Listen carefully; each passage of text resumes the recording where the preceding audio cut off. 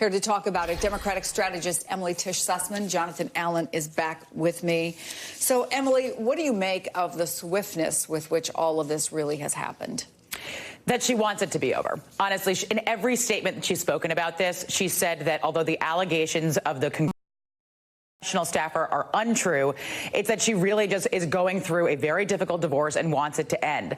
I think the fact that she resigned very quickly shows that exactly that, to not drag it out, not have to go through both the congressional investigation, while, by the way, she sits on one of the three committees that is overseeing the impeachment, while also going through a very difficult re-election campaign, given that she is in a traditionally Republican district. So the fact that she resigned quickly just shows she wants it to be over. Does she want it to be over, do you think, Jonathan, or was she given a push by Nancy Pelosi, who came out with a pretty strong statement? And part of what she wrote is she, meaning Hill, has acknowledged errors in judgment that made her continued service as a member untenable.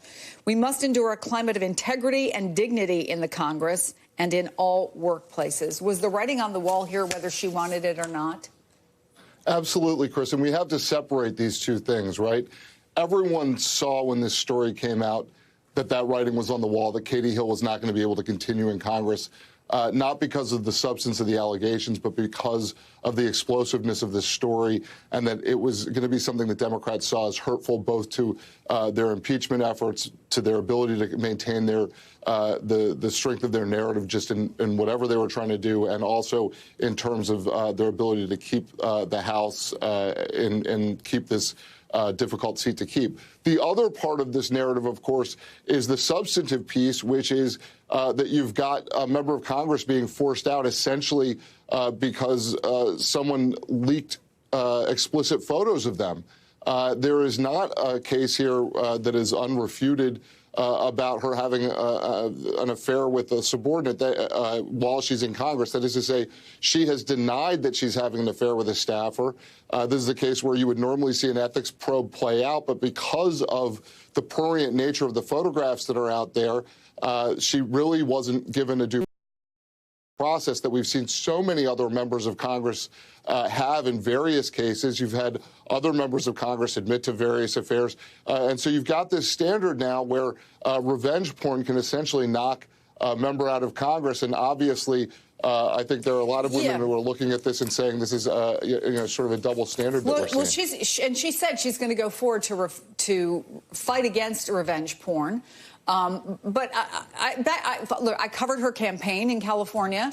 I spoke to members of the freshman class, including her back in January. And a lot of the conversation was about Donald Trump and trying to come into Congress and set a higher standard. I want to play just a tiny bit of what she told me then in January.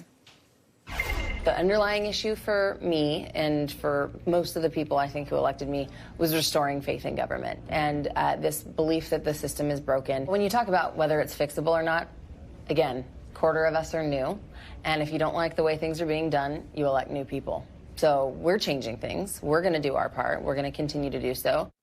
So, Emily, is this also about the people that she made promises to, who weekend after weekend I saw them going to her district, knocking on doors, people who gave her money, millions of dollars in contribution, promising to set a higher standard?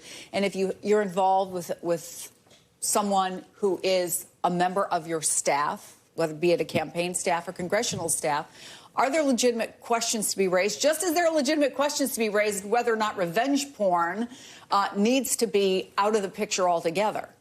Look, I don't think that we should be equating what she did with the immorality and character of Donald Trump. And I don't think that by comparing her comments to him about raising a higher ground, I don't think that we should be comparing the two. They are in totally different classes. And I actually do want to push back a little bit on what Jonathan was saying as an assumption, is that the writing was on the wall that she should be pushed out. There's nothing criminal. And to his point, members of Congress have gone through. They've gotten more due diligence and justice in their investigations, and then a slap on the wrist. So I actually don't think the writing was on the wall that she did have to resign. I think it was honestly just a lot. I think politically, from a Democratic perspective, there's a much easier talking point to say, well, as soon as one of our members are accused, they resign, right? That makes it much easier. It's really the Al Franken situation. Yeah. So it is political there.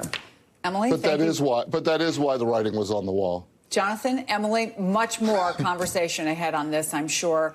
Any moment now.